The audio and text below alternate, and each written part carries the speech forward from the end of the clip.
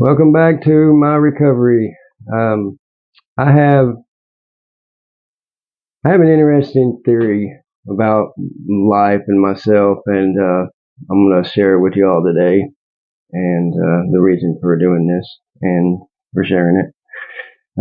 But I have a theory that we were when we were younger, we were growing up on certain beliefs, how to act, how to behave, and how to just be good in general.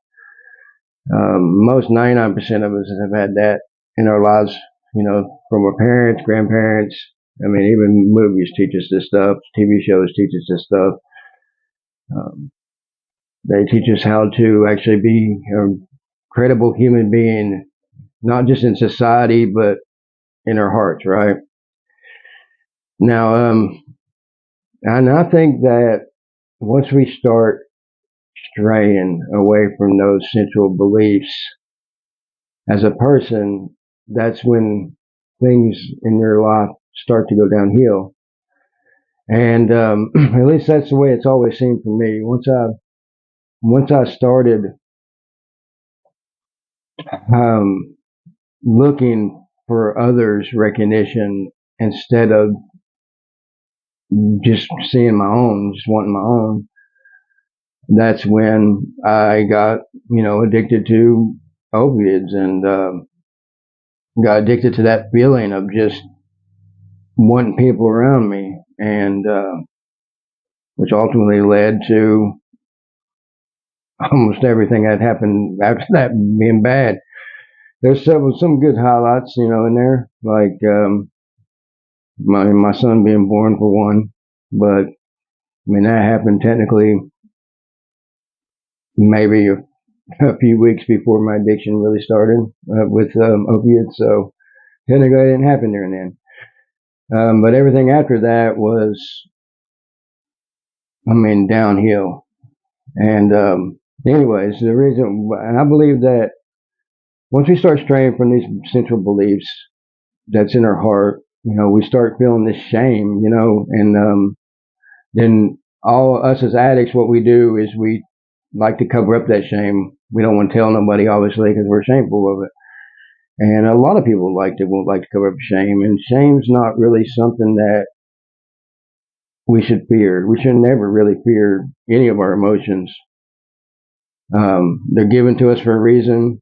I mean, evolution has put it in our brains and shown us and gave us these emotions for a reason. They're there to teach us lessons about life, to teach us, like when we're happy, that this thing makes us happy, right? And when we're sad, that well, maybe we shouldn't want to keep doing that, or maybe it definitely meant something to us. And when we're shameful, it definitely means to us that it tries to teach us what to do, right? Because I mean, we got these problems, and if I feel shameful, like if you know, I'm a criminal and I stole something, and I feel ashamed that I stole that, then obviously I know not to do that, right? I mean, because I wouldn't feel shameful if I, if I knew if I wanted to keep doing it, I wouldn't feel shameful. I wouldn't feel anything at all, and it wouldn't bother me at all. But it always did. It always did bother me, and even using drugs is still. It did. I mean, it got to where it was a habit, so it didn't really enter my brain as much. But if I sat down and really thought about what I was doing to myself, um, I mean, there was never anything I could say good about it. I mean, and then I don't think there's really any addict out there that can, is there? I mean, is there really something you could think that, like, yeah, I keep injecting fentanyl in my blood system for something good, right? Is there a good reason that you ever do that? Never. There's never a good reason that you ever do that. You might tell yourself that you're happy and you just want to, you're just rewarding yourself, but that's that's definitely not rewarding yourself.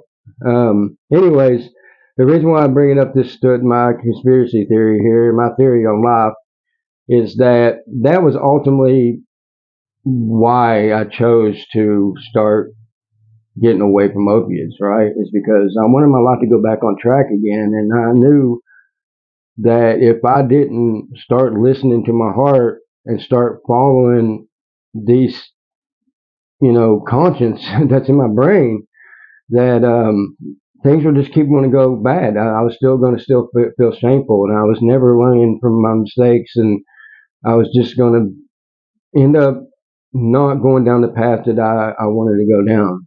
And so I just want to say that because your motivation, it means a lot to you. It really does.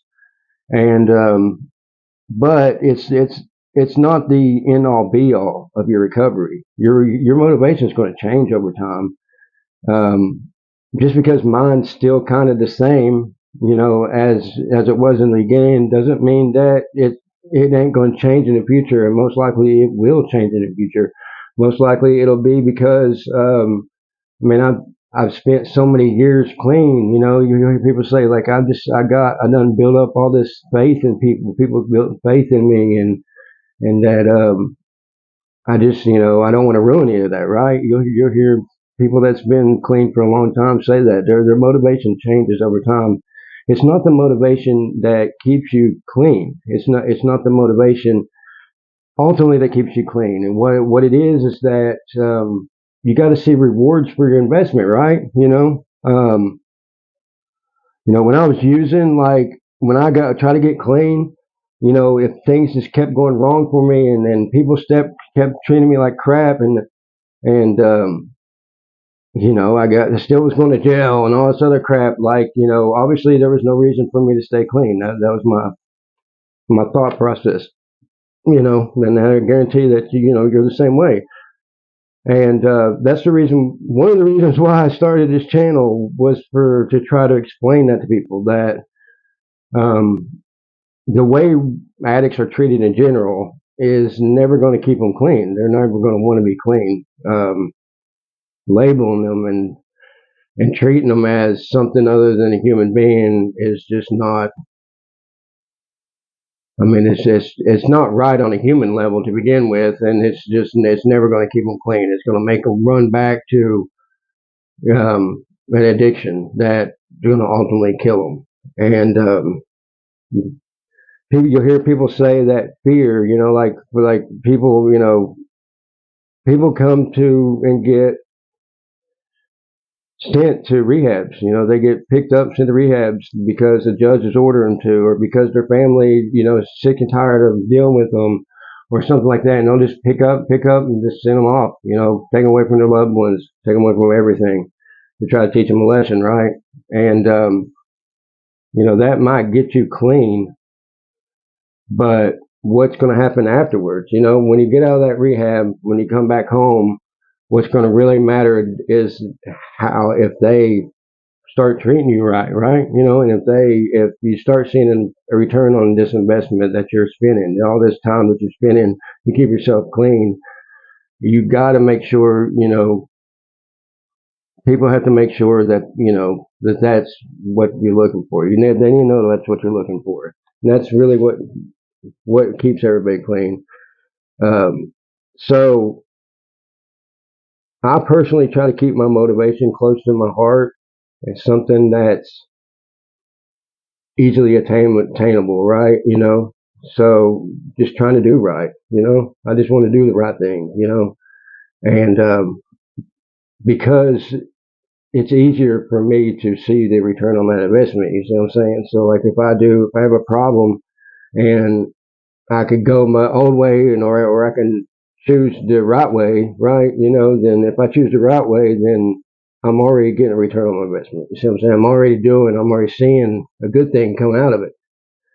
And that's the reason why, I told you my story and everything. It's the reason why I gave you my theory is because of that reason alone. I just want y'all, everybody needs to know that you'll hear people talk about their motivations all the time. Well, it's for my kids, and or they try to throw it off on somebody else pushing them through it, and when that might actually get you clean, but that ain't what that ain't what's going to keep you clean. So you need to know that. So, and the people around you need to know that, so they can show you